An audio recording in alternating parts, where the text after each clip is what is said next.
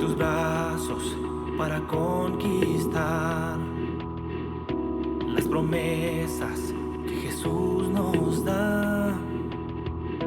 Solo espera y tú verás el milagro que Cristo hará. Un lugar para celebrar la victoria que su sangre nos da. Solo confía y créele que familia lo encontrará. Hay un lugar para todos, de familia de Dios.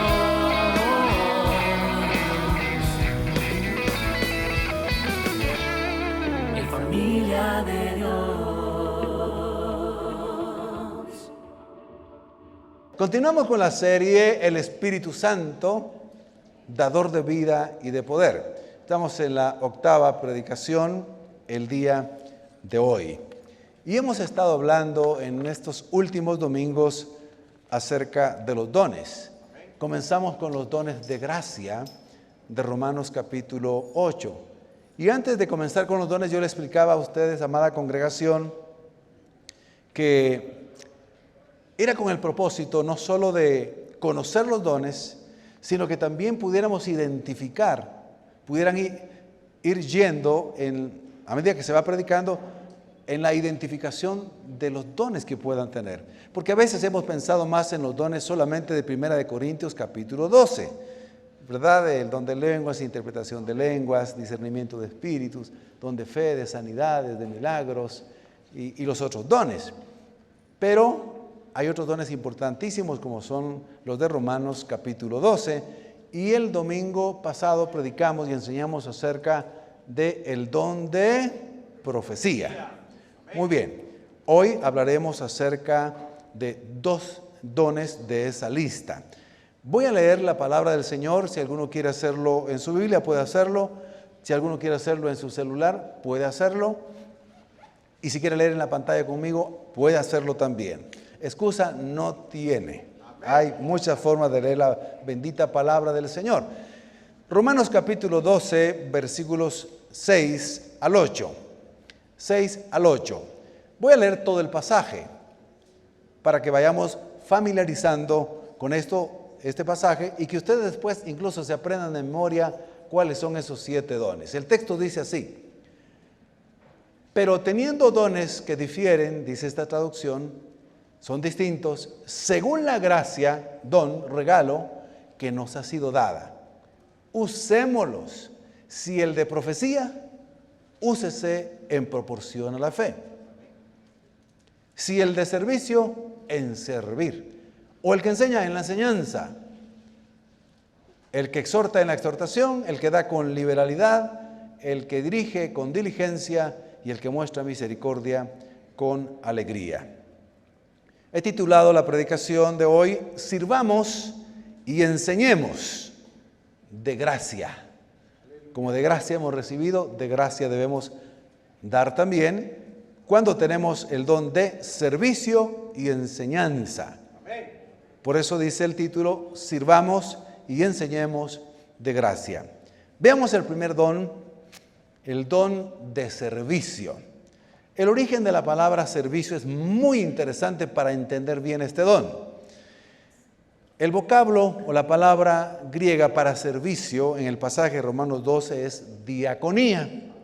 Y la palabra diaconía está compuesta de 2 palabras. Dia, que es a través, y conía es polvo. Literalmente es un hacer a través del polvo o en medio del polvo.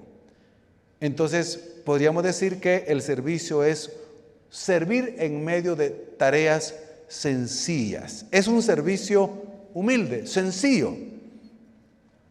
La palabra griega que originó este concepto viene de la imagen que se tenía de aquel siervo, esclavo, que era el conductor de camellos. No el que se montaba en los camellos, sino el que jalaba los camellos y específicamente el camello donde venía montado su señor, su amo. Entonces él venía y no importaba si había frío, lluvia, calor, polvo, él tenía que ir a pie delante, jalando el camello donde venía su señor. De ahí viene que ese servicio es una tarea sencilla, humilde, polvorienta.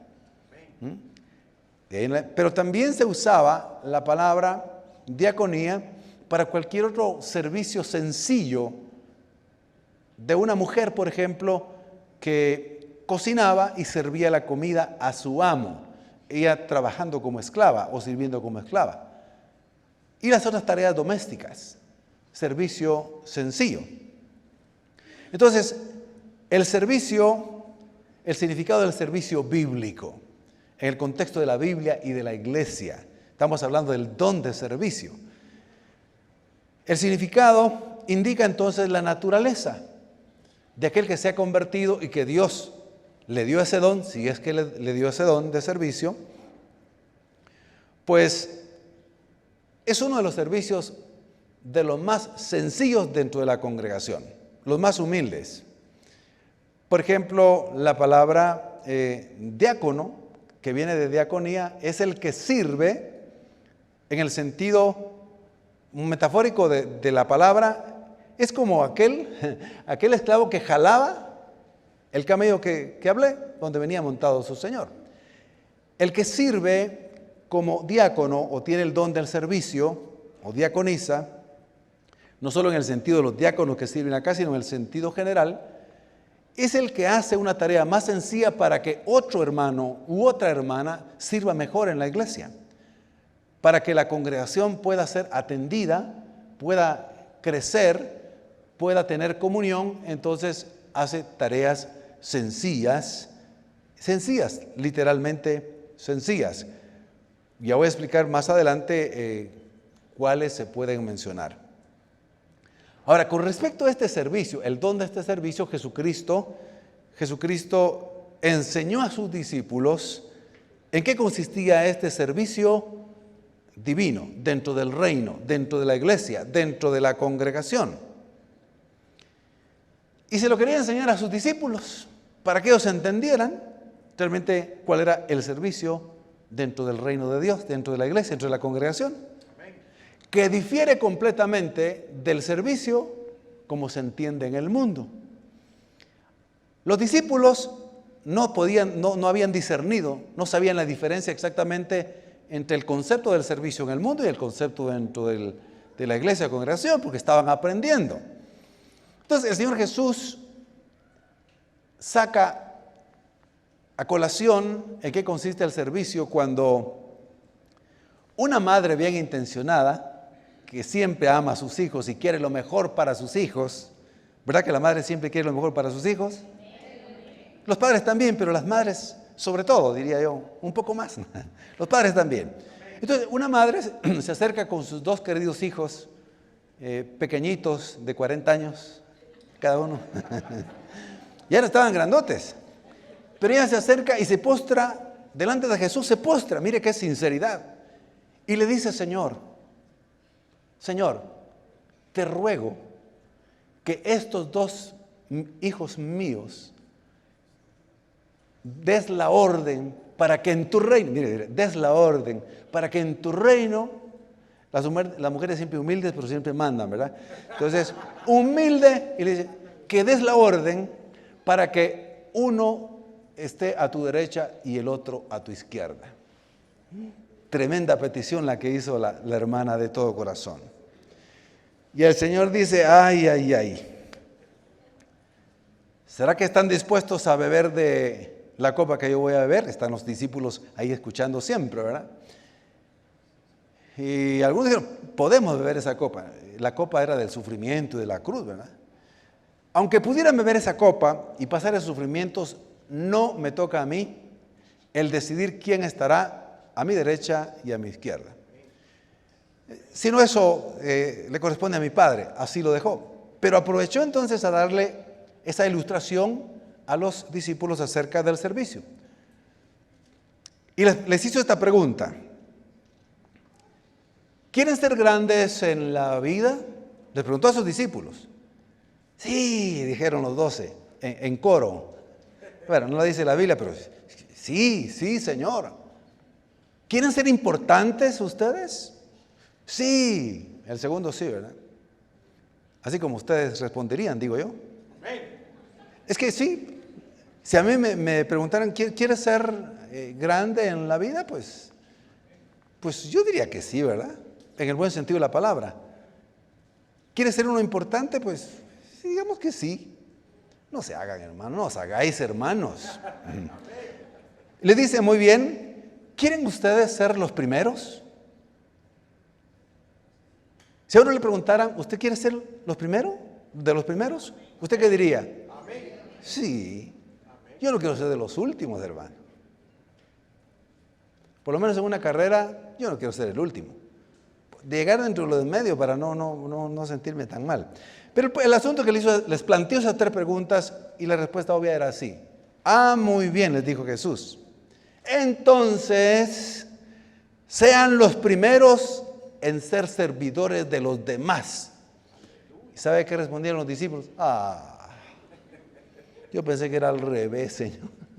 Es que también venían discutiendo quién sería el mayor allá en el reino de los cielos. O sería el mayor cuando Jesucristo tomara el control de su reino.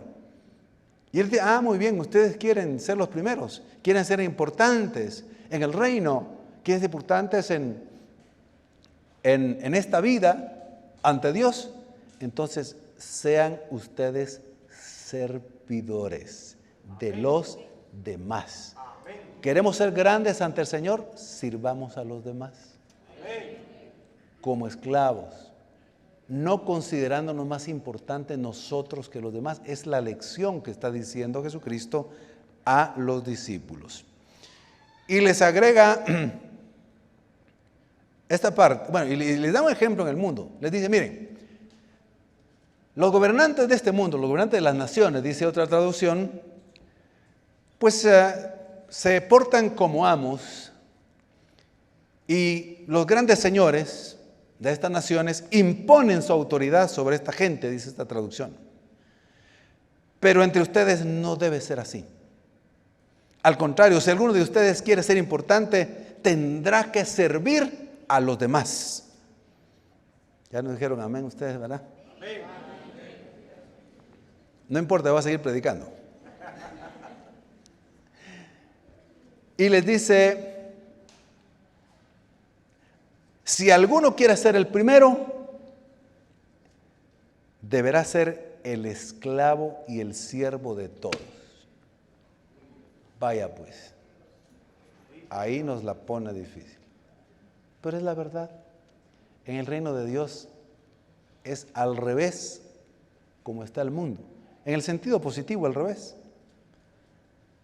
Los humildes, los sencillos, los que sirven, realmente son los que serán en el reino de Dios, en el gobierno de Cristo, serán los grandes, los importantes, los que aquí en la tierra fueron humildes y sencillos y sirvieron a los demás.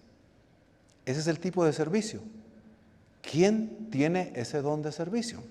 Podemos irnos preguntando. Así que, aplicándolo ya a nuestra vida en la congregación, en nuestra vida cristiana, por eso es que cuando nos dicen, es siervo del Señor, sierva del Señor, no le están dando un título a uno. Le están diciendo, realmente usted es un servidor que sirve a los demás, que da de lo que Dios le ha dado. Usted sirve. Pero uno dice, aquí le presentamos ahora al siervo de Dios, como que dice el nombre. Es el servidor del Señor. Es el esclavo que está sirviendo a los demás, sencillamente sirviendo por instrucción lo que el Padre le ha dado, de acuerdo al don que le ha regalado a cada uno.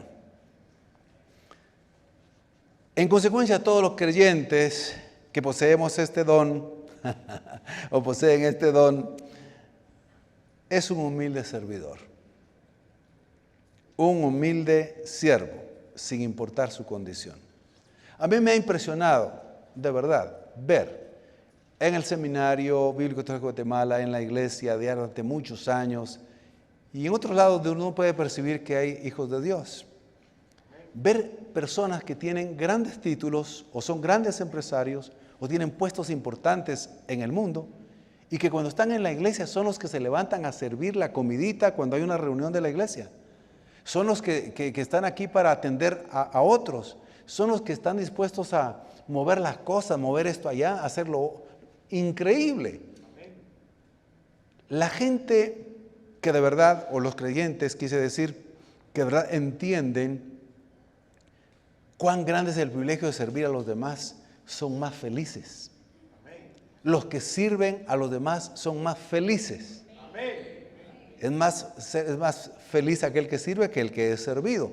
Y Jesucristo termina diciendo esta verdad: porque yo, el Hijo del Hombre, vine no para ser servido, sino para servir. Ahora, como a los discípulos les costaba entender, igual que a nosotros nos cuesta entender a veces, ya habían escuchado todo esto, pero no habían entendido el verdadero sentido del servicio, del don de servicio. Entonces, les va a dar una lección práctica. Están todos ahí, se levanta, están todos sentados, se levanta, toma una toalla, toma una palangana grande, un recipiente grande, y se empieza a arrodillar delante de los discípulos que están sentados, y le empieza a lavar los pies a los discípulos. Y el que saltó primero y se escandalizó, ¿quién fue? Pedro, ya lo conocemos. ¿Verdad que lo conocemos? Porque a veces nos parecemos a él. Pedro dijo: Señor, ¿cómo estás haciendo eso? Eso es tarea de un esclavo, de un servidor de los más sencillos. ¿Cómo haces eso? Tú eres el maestro, tú eres el Señor. ¿Por qué estás haciendo esto? Yo no me voy a dejar lavar los pies. Yo te debería lavar los pies a ti. Y él sigue lavando los pies, y cuando está frente a Pedro le dice: Pedro, te voy a lavar los pies. Insisto en que no me lave los pies, porque eso lo hacen los esclavos. Y así se contrataban a los esclavos en casas grandes. Ahora, cuando no habían casas grandes, había siempre alguien que podía ayudar ahí. Y cuando venían los visitantes, literalmente les lavaban sus piecitos, porque venían del polvo o venían de hacer tareas polvorientas. Entonces se inclinaban, ponían su toalla, les quitaban las sandalias, les lavaban sus pies, se los secaban, lavaban las sandalias y se las ponían. Jesús estaba haciendo literalmente eso. Entonces Pedro tiene que escuchar lo que el Señor Jesús le dice. Muy bien, no has entendido bien lo de servicio, Pedro. Entonces entende esto: si no te dejas lavar los pies, no tendrás parte conmigo en mi reino. Entonces, sí, Señor, lávame desde la cabeza a donde, todo el cuerpo. No había entendido el sentido del servicio, pero le dijo: si no te dejas lavar conmigo, no vas a tener parte conmigo. Entonces el humilde Pedro se dejó lavar los pies y quería que le lavaran. Entonces no le dice: los pies es suficiente porque ustedes ya están limpios. Y ahí dio un mensaje espiritual. Ya estaban limpios porque Jesús los había limpiado espiritualmente. Ahora, Pablo, volviendo a nuestro texto, pues Pablo utiliza esta palabra diaconía, tarea polvorienta, sencilla, humilde, con el significado del servicio práctico, como decía, que realizaba un esclavo o una mujer, como mencioné al principio. Pero lo relacionaba en el ámbito de la congregación. Y en la iglesia del principio, los que servían o tenían servicios sencillos era precisamente atender a las viudas, darles de comer, atender a las mesas, atender a los pobres o atender a los que venían de fuera y visitaban la congregación. Y también podían lavarles los pies. Los acomodaban, los esperaban y hacían todas esas tareas. Ellos tenían ese don de servicio. No quiere decir que el que no haga eso pues no es humilde, no, es que no tiene ese don. ¿Me doy a entender? No estoy diciendo que todos tengamos que tener este don, porque Dios da dones diferentes a cada uno, como lo leímos, según la gracia que nos es dada a cada uno. Algunos serán mucho más dispuestos a servir así porque tienen ese don de servicio. A otros no tienen ese don, no se sienten como que pueden hacerlo, no se sienta mal, usted no tiene que hacerlo. si no tiene ese don. Ahora, que en general debemos ser amables y serviciales, eso sí. Pero el don es muy específico. Bien, ¿cómo sabe el creyente que tiene ese don? Además de lo que he explicado. ¿Cómo sabe el creyente? Pues quien tiene ese don, ese regalo, siente una gran alegría y una gran empatía por servir a los demás en asuntos prácticos. Conozco de hermanos y hermanas desde hace tiempo que con tanto amor arreglan una comidita y van a darle de comer a los que están comiendo de la basura en el basurero de la zona 3. Van, hacen algo, les dan sus panitos, los atienden. Es un don de servicio, además de misericordia, ahí está combinado ese don. O hacen otro tipo de servicio de los más sencillos. Antes en las iglesias de la década de los 80, 90, una de las muestras de alguien que tenía ese don y ese servicio era aquellos que recién convertidos, no importando si fuera abogado, si fuera ingeniero, si fuera un gran empresario, los ponían a lavar los baños. Y sabe, con mucho gusto lo hacían, los que tenían ese don. Los de su casa no lo lavaban, pero los de la iglesia sí. Tienen ese don. En la casa es por imposición de la esposa. Es broma, yo siempre con las espositas, ¿verdad? Ahí está mi esposa, ¿no? Me está escuchando, no se preocupe. Entonces, yo vi servir en el diaconado, en la iglesia donde crecí, en mis primeros años donde prácticamente me convertí y crecí, estuve casi 10 años ahí. Conocí gente muy, muy importante, de verdad, en todo sentido, y servían las tareas más sencillas, comenzando con lavar los baños. Impresionante. Y lo hacían con mucha alegría, con mucho entusiasmo. Entonces, quien tiene ese don, siente gozo para servir allí. Es una capacidad del Espíritu, es un don espiritual, es una fuerza del Espíritu. No es una disposición humana, no. Es un don divino, que el Espíritu Santo lo capacita.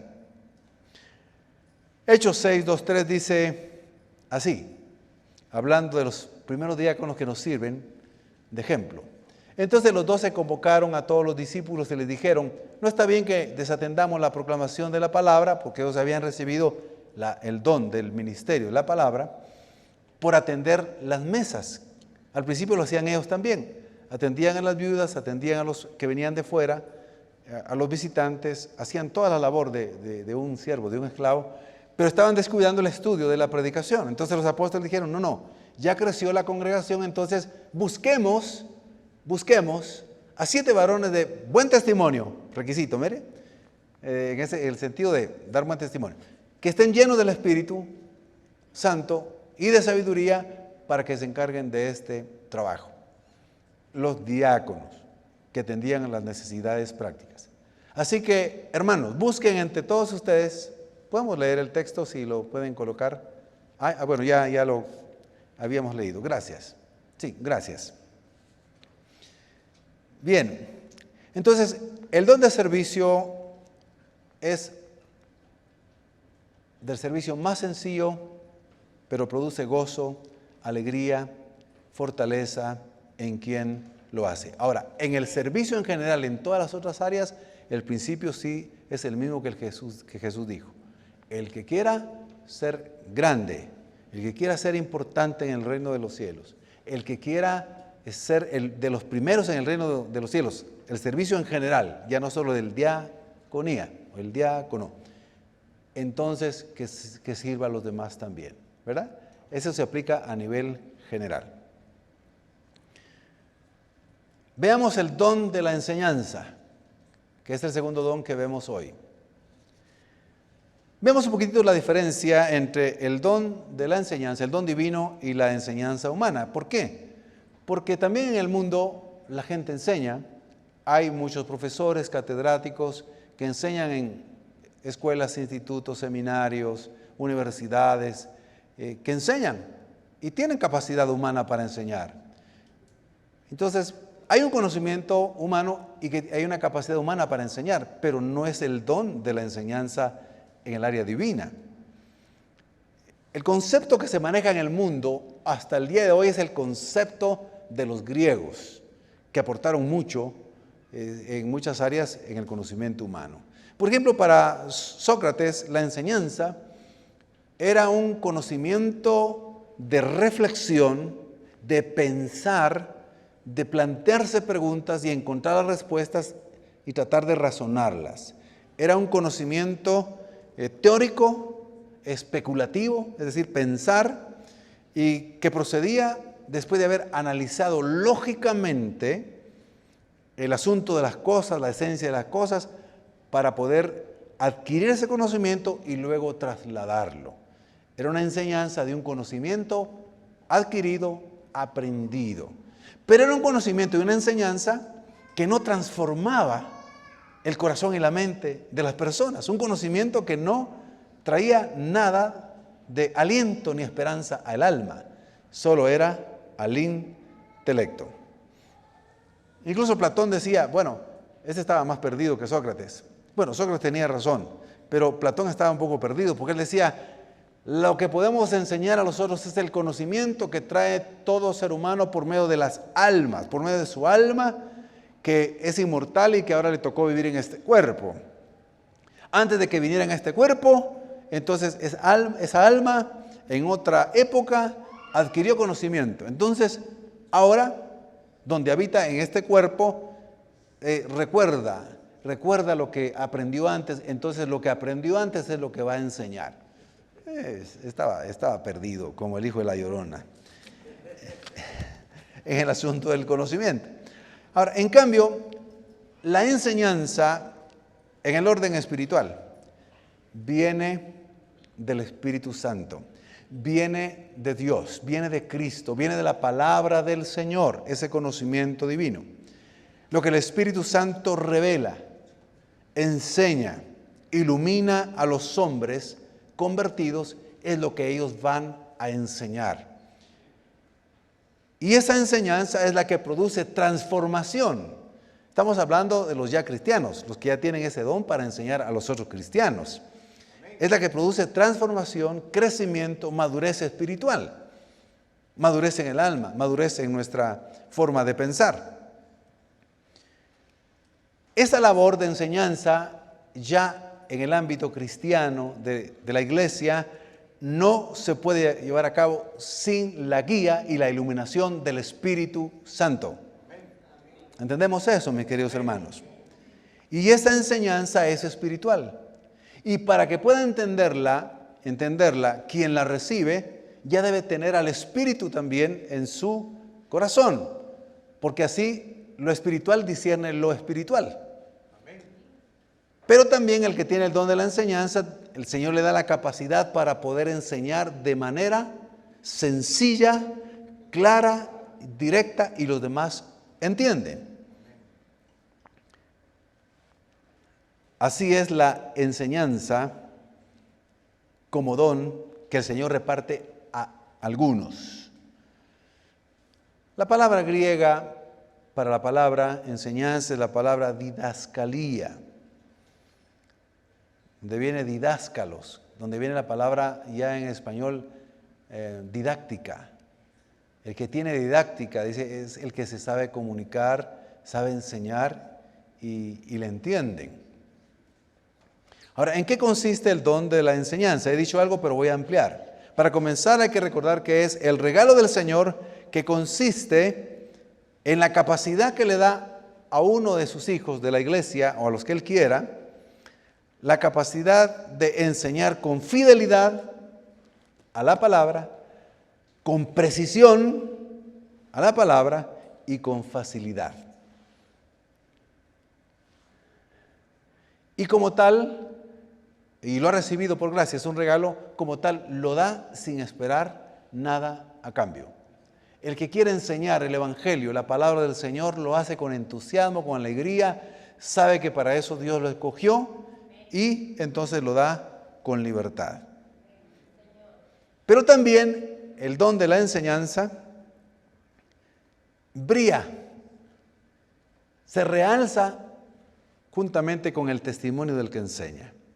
Porque la enseñanza del mundo, ya expliqué cómo es, pero el que enseña la enseñanza del mundo se divorcia o se separa de su forma de vida, su forma de pensar, no importa cómo viva, pero él enseña el conocimiento adquirido.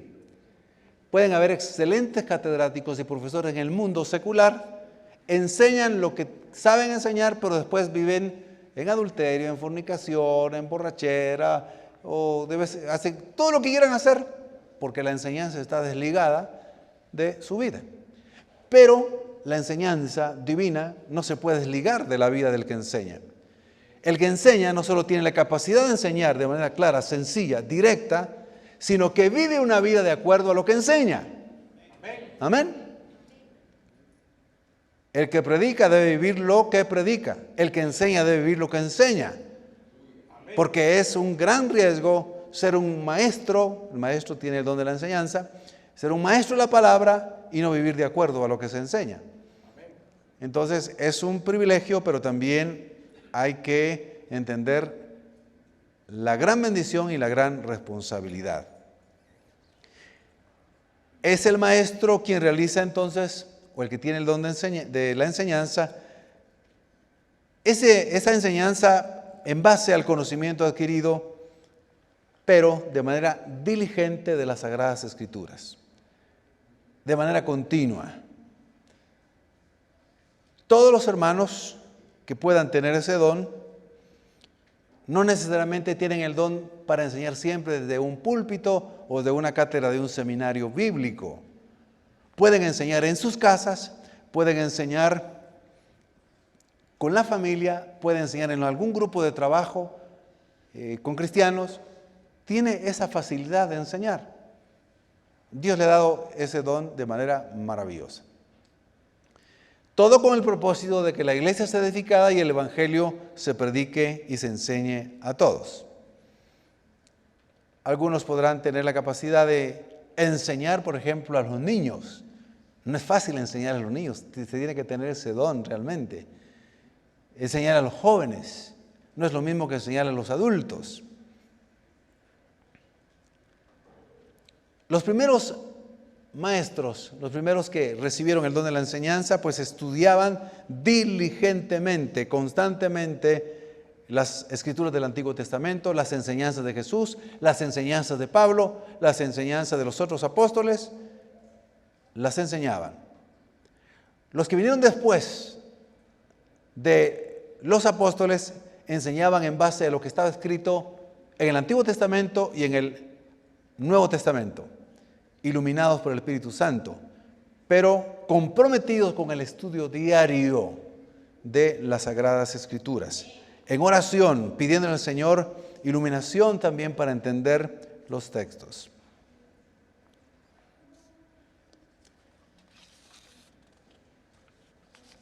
Muy bien. El don de la enseñanza, entonces, básicamente para instruir en doctrina, en enseñanza del Evangelio del Reino de Dios en general y sus distintas áreas. El máximo ejemplo del don de la enseñanza, ¿quién es? Sé que lo saben. Cristo, Jesús de Nazaret, nuestro Señor. Él es el máximo ejemplo del que tiene el don perfecto de la enseñanza. Cuando Jesucristo enseñaba, entendían todos. Los fariseos, los saduceos, o los más inteligentes, los más sencillos, los niños, las ancianas, los ancianos, todos entendían el mensaje de Jesús porque tenía el don. Bueno, Jesucristo tiene todos los dones. Todos, absolutamente todos. La forma y el ejemplo de enseñar de Jesús era impresionante. Contaba historias como jamás alguien había podido contar, ni ha podido contar. De manera tan sencilla, pero tan profunda, que quedaban impregnadas esas enseñanzas en los corazones de las personas. Cuando oían enseñar a Jesús de Nazaret, todos estaban atentos. Cautivaba a las multitudes, que la mayoría no sabían leer, pero los cautivaba, porque comenzaba a contar la historia.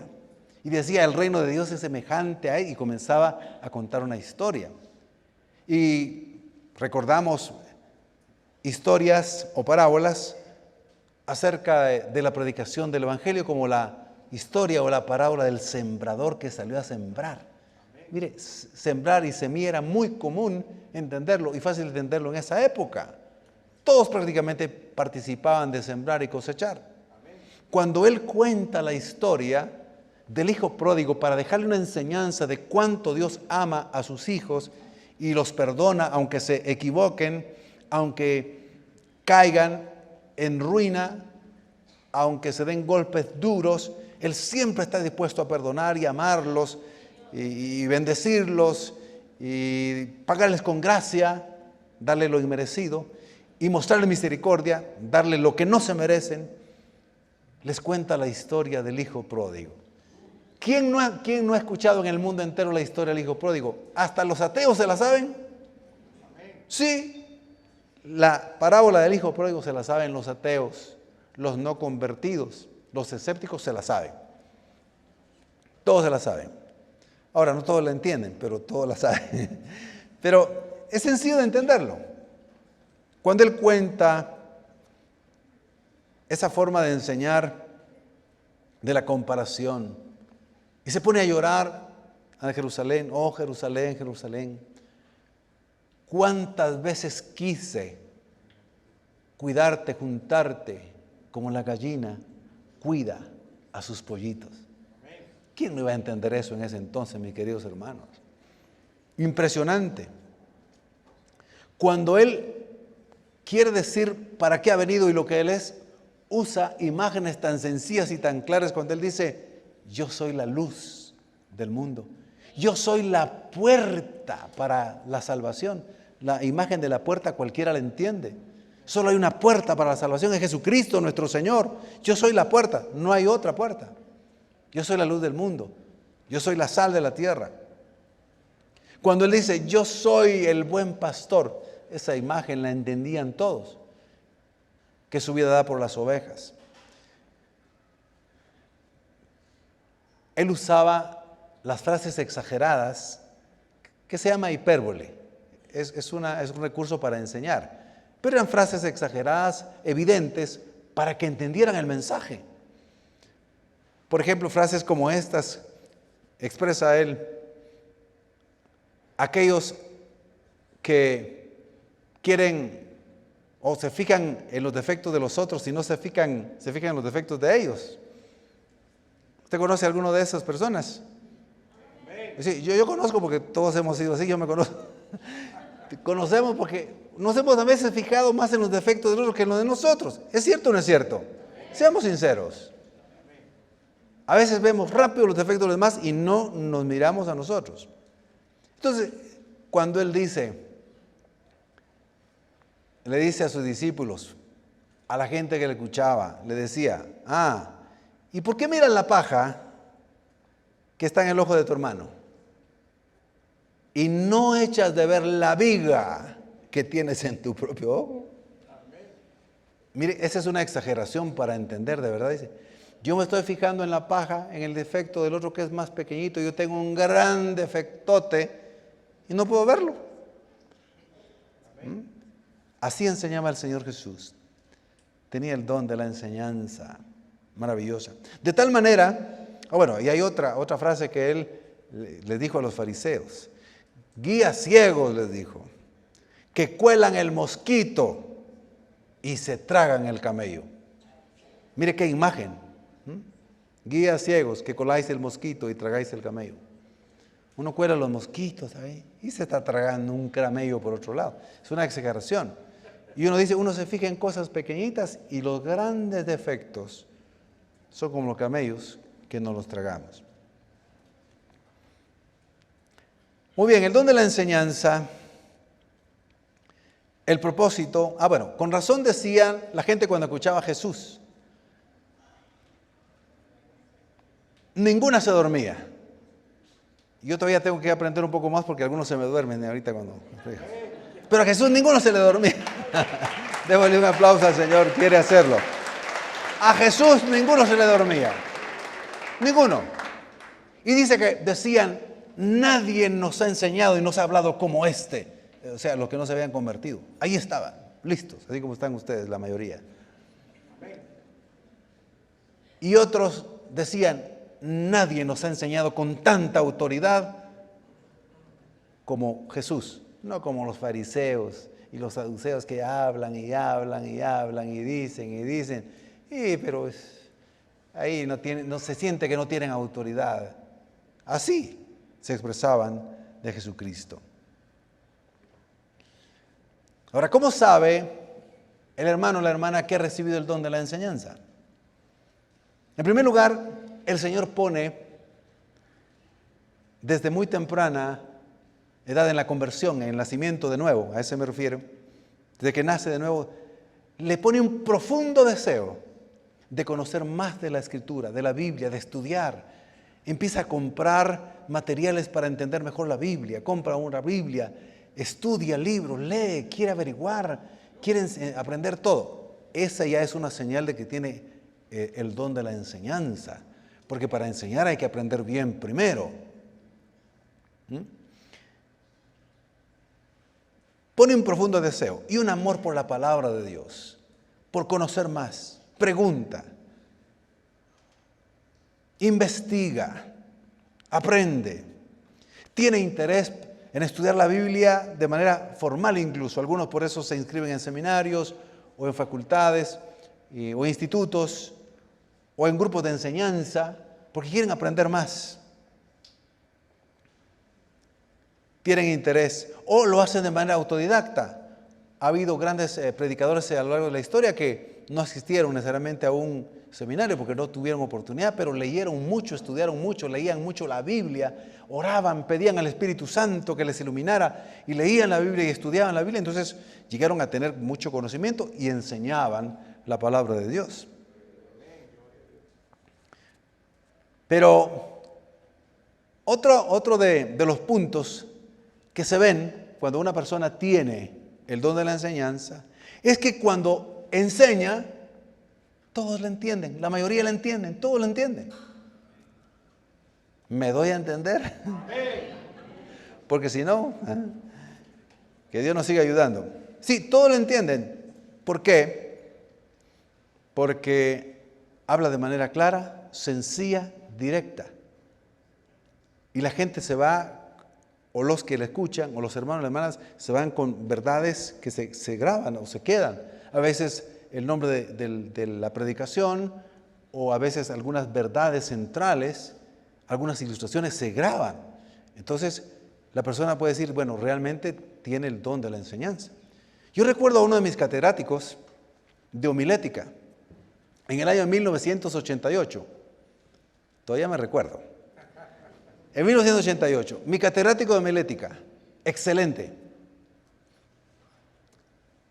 Llevé homilética 1 y 2. La homilética es la ciencia y el arte de aprender a comunicar una predicación, aprender a elaborarla y aprender a predicarla de manera efectiva, clara, sencilla. Y varias de las predicaciones que nos enseñó e hicimos prácticas en el aula estudiando, se me quedaron los títulos. Los recuerdo perfectamente.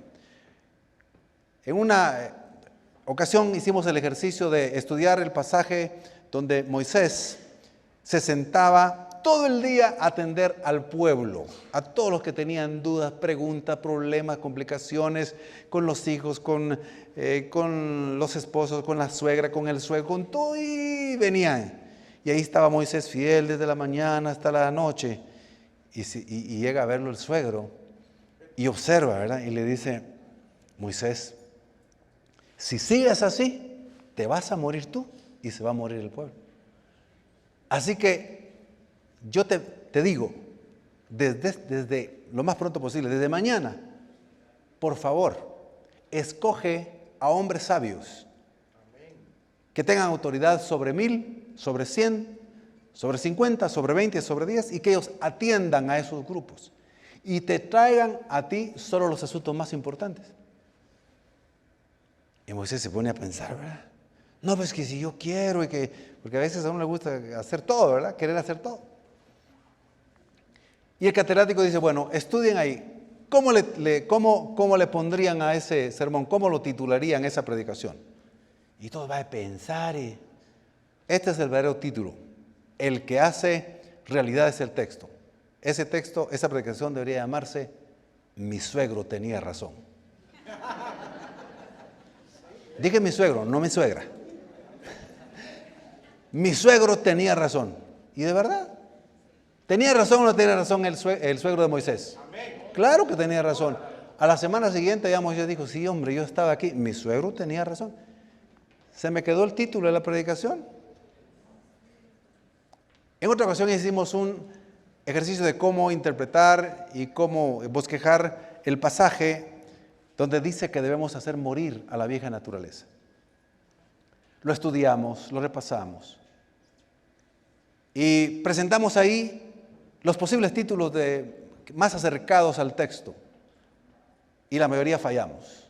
Y él dijo, el título más acercado a este pasaje es que se muera la vieja naturaleza. Pero, sí. ¿Por qué se rieron ustedes? Que se muera la vieja naturaleza. Miren, es impresionante. Cuando esas frases se quedan grabadas es porque el que está enseñando tiene el don de la enseñanza. Ahora, muchos pueden tener la intención de enseñar, pero puede ser que no tengan la enseñanza, el don de la enseñanza. Alguien decir, es que yo quiero enseñar y aunque estudia, pero cuando está allá enseñando se hace bolas. Y se hace bolas y en vez de decir, bueno, es que Abel mató a Caín, dice. A Noé se lo tragó una ballena. Jonás sobrevivió el diluvio. Estoy exagerando, estoy usando una hipérbole, ¿verdad? Pero imagínense que alguien enseñara así. Y además dice, y afirma la Biblia, dice, ayúdate que yo te ayudaré. Quien enseña así, yo digo que quizá no tenga ese don, hermano. Bueno, la confirmación entonces de aquel que tiene ese don es que los que le escuchan le entienden. ¿Por qué? Enseña de manera sencilla, clara, directa. Pónganse de pie.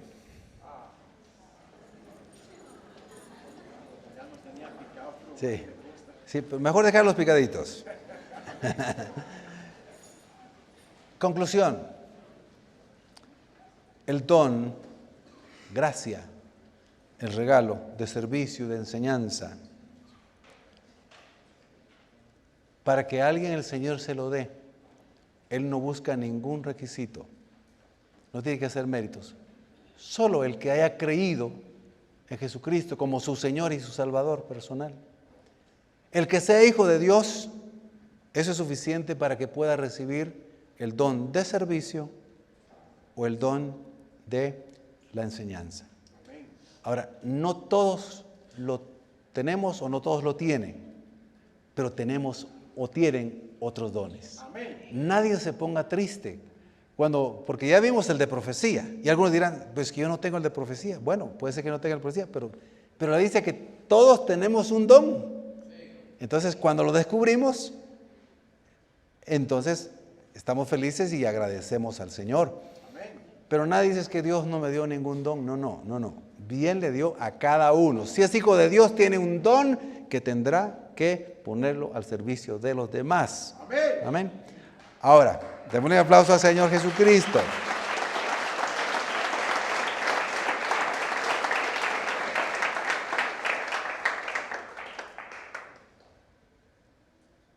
Si no se tienen alguno de estos dones, o los que ya lo tienen y han empezado a decir, creo que tengo ese don, pues entonces cultívelo, dígale al Señor, aquí está mi vida, haré mi parte. Siempre he tenido, y el deseo de aprender más, de investigar, si es en el caso de la enseñanza o el don de servicio, lo que ya expresé. Entonces cultívelo, sea diligente, seamos diligentes y póngalo al servicio del Señor, al servicio de la congregación, al servicio de los demás. Porque los dones son para edificar a la iglesia, edificar a los hermanos, edificar al otro. Somos varios miembros, pero un solo cuerpo, para que nos edifiquemos unos a otros y la iglesia crezca como cuerpo de manera sana, de manera preciosa, de bendición. Entonces, el único requisito es ser nacido de nuevo. Escuche bien lo que voy a decir en este momento, es importante lo que voy a decir, para que no vayan a malentender o no me den a entender bien. Incluso alguien puede tener el don de servicio y el don de enseñanza, bueno, y no lo haya descubierto, pero ahora lo podrá descubrir, o lo empieza a descubrir. Incluso lo podrá recibir sin haber tenido el bautismo en el Espíritu Santo. ¿Sí? El único requisito es haber nacido de nuevo, ser hijo de Dios. Y voy a empezar a decir algo que explicaré más adelante cuando veamos los dones de 1 Corintios 12. Algunos podrán pasar años sin recibir el bautismo con el Espíritu Santo, aunque deben anhelarlo.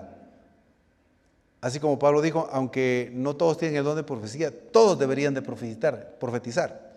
Es algo parecido a lo que le estoy diciendo. Puede tener estos dones aunque no sea bautizado con el Espíritu Santo, aunque sea bautizado después. Conocí a uno de mis pastores antes de venir a esta iglesia, donde mi pastor del principio ha sido el pastor fundador. Cuando yo era pastor antes de que él fuera pastor por la gracia del Señor, él lo ha dicho varias veces, por eso lo digo en público. Este pastor tenía el don de la enseñanza.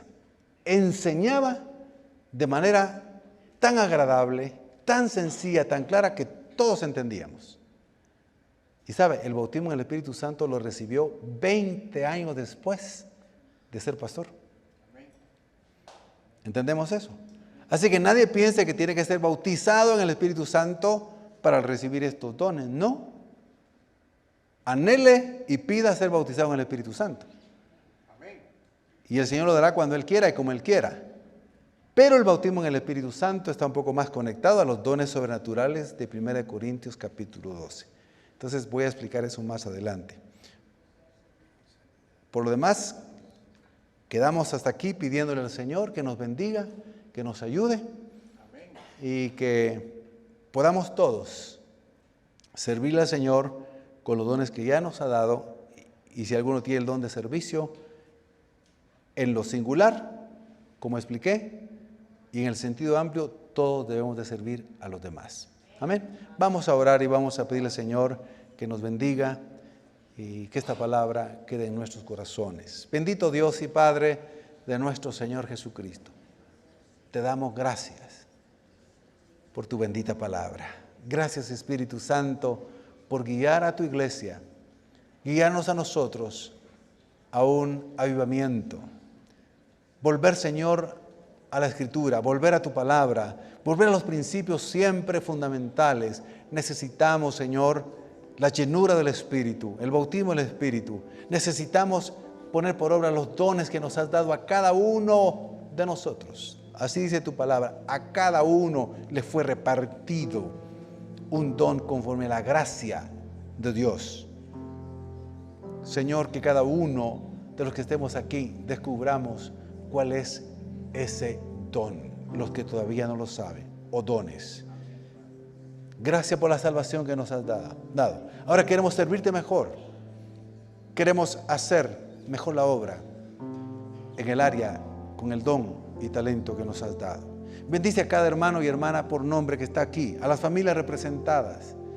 Y gracias, Señor, por tu amor incondicional, por tu presencia, por las promesas maravillosas que nos has dado, que siempre estarás con nosotros en medio de todo, que no nos dejarás, que no nos desampararás, que estarás con nosotros, Señor, cuando pasemos por las aguas profundas, que significan problemas, dificultades y peligros, que cruzaremos los ríos y no nos ahogaremos porque tú vas con nosotros.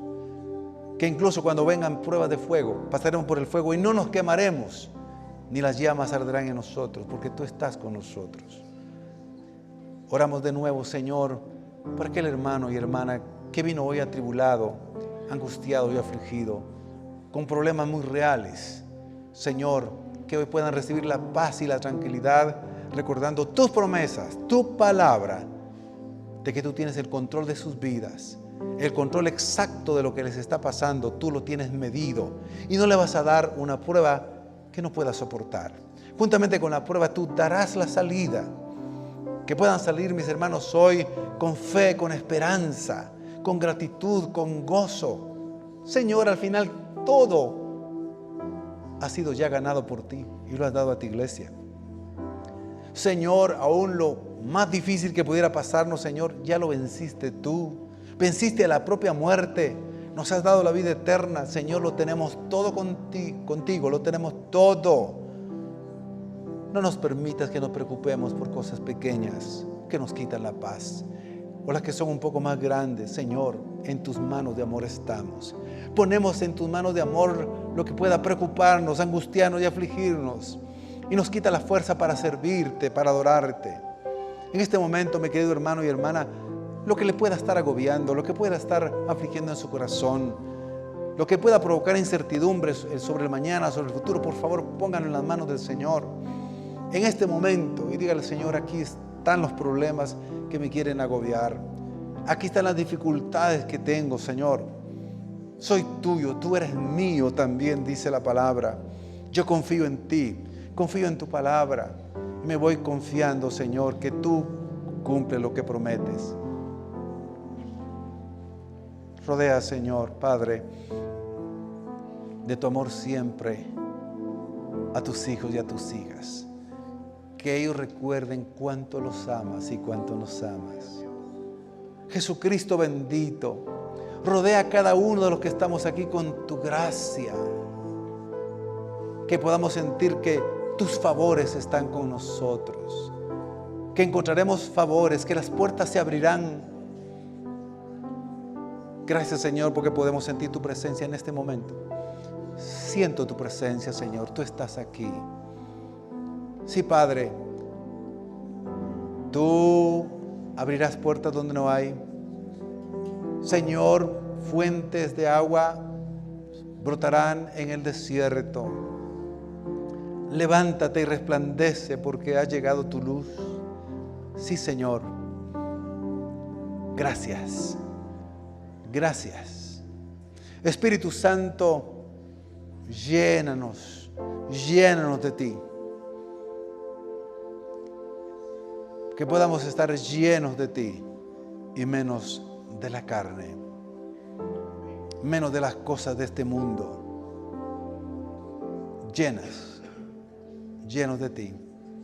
Que sintamos, Señor, ese bálsamo, esa presencia que nos cubre y nos reviste desde la coronilla de nuestra cabeza hasta la planta de nuestros pies.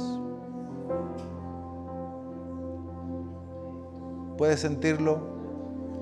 No necesariamente tiene que sentirlo, pero créalo, porque andamos por fe también, no por vista. A veces el Señor nos permite la dulce presencia que podamos sentirla y es maravilloso.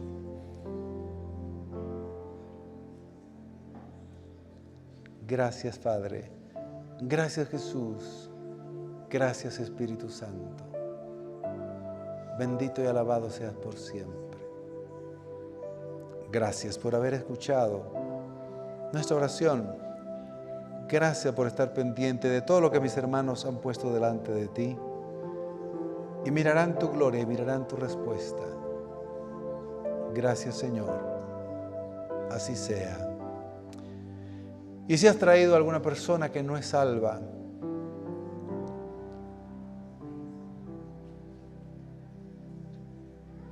que no ha nacido de nuevo, sus pecados no son perdonados,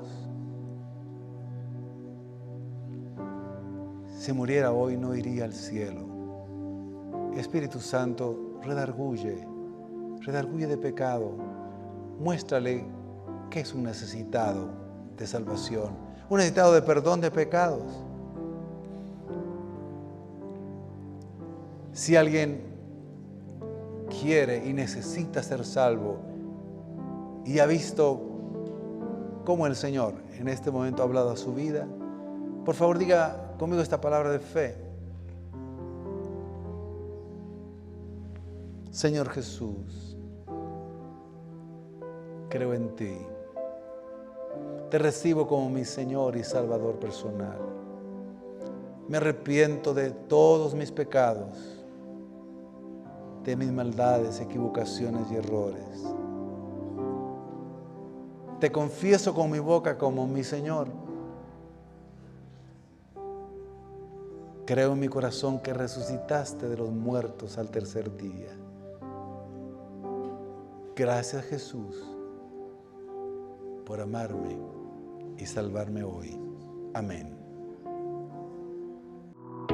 Abre tus brazos para conquistar las promesas que Jesús nos da.